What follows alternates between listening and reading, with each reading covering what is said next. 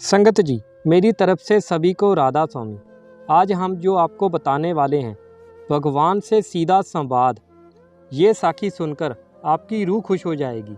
तो प्लीज़ इस साखी को आप अंत तक सुनिए, क्योंकि इसमें आपको बहुत कुछ सीखने को मिलेगा। तो चलो शुरू करते हैं आज की साखी। एक बेटी ने एक संत से आग्रह किया कि वह उसके घर आकर उसके बीमार पिता से मिले और उनके लिए प्रार्थना करें। बेटी ने उन्हें ये भी बताया कि उसके बुजुर्ग पिता पलंग से उठ भी नहीं सकते हैं। जब संत घर आए तो उस बेटी के पिता पलंग पर दो तकिया पर सिर रखकर लेटे हुए थे।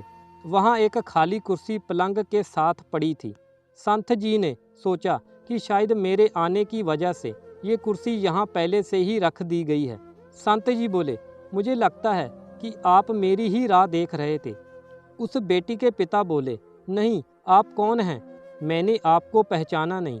संत जी ने अपना परिचय दिया और फिर कहा, मुझे ये खाली कुर्सी देखकर ऐसा लगा कि आपको मेरे आने का आभास था।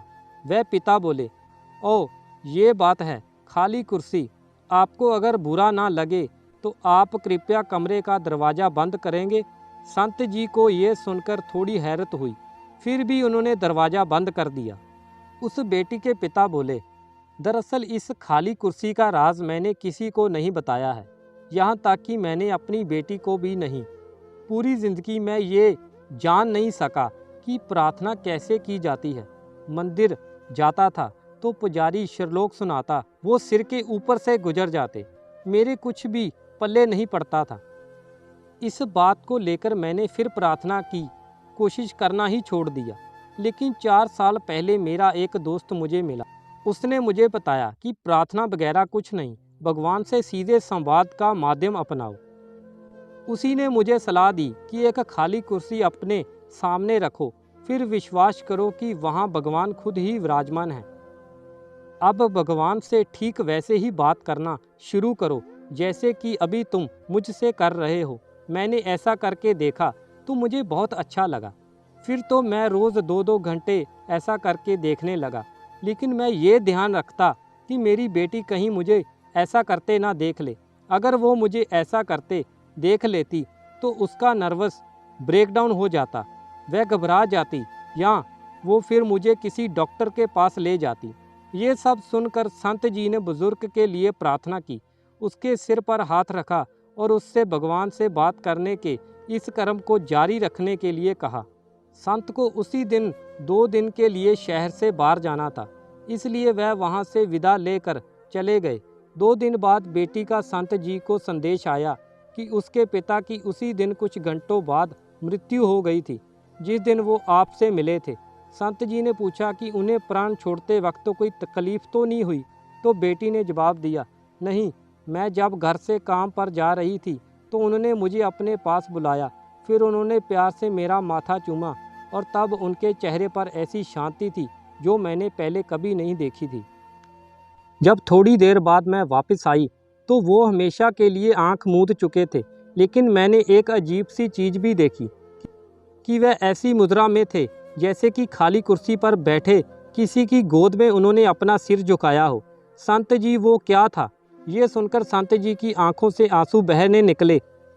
बड़ी मुश्किल से वो बोल पाए, काश मैं भी जब दुनिया से जाऊं तो ऐसा ही जाऊं। हमें भी भगवान को रोज़ याद करना चाहिए, बिना नागा भजन सिमरन करना चाहिए। जब हमारी अवस्था ऐसी होगी तो भगवान खुद अंत समय हमें लेने आएंगे। जब हम हर दिन भजन सिमरन करेंगे, मालिक को याद करेंगे, तो हमारा अंत समय उस आदमी की तरह ही होगा। हमें किसी की परख नहीं करनी है। जो जैसा दिखता है जरूरी नहीं उतना ही वो गलत हो। किसी को भी ना परखो, ना जाने उस जीव की कमाई कितनी बड़ी हो। एक दिन हम सब को जाना तो खाली हाथ ही है, पर उस समय हमारा सच्चा परम पिता हमें लेने आए, वह दिन हमारे लिए अभाग्य वाला दिन होगा और हमारा मनुष्य देह में आने का मकसद पूरा हो जाएगा। किन सांसों का मैं इतबार करूं जो अंत में मेरा साथ छोड़ जाएंगी? किस धन का मैं अहंकार करूं जो अंत में मेरे प्राणों को बचा नहीं पाएगा? किस तन पे मैं अहंकार करूं जो अंत में मेरी आत्मा का बोझ भी नहीं उठा पाएगा?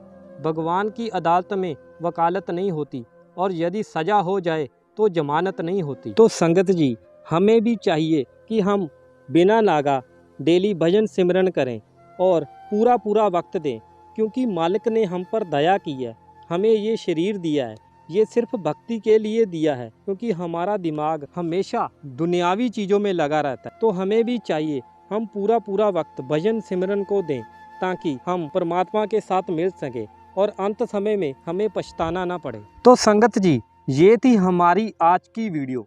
अगर आपको वीडियो अच्छी लगे तो वीडियो को लाइक और चैनल को सब्सक्राइब कर लीजिए, क्योंकि हम आपके लिए ऐसे ही सत्संग, साखियाँ, क्वेश्चन आंसर की वीडियो लाते रहेंगे, ताकि आप परमार्थ के साथ जुड़े रहें और आपको भजन सिमरन करने में भी सहायता मिलेगी।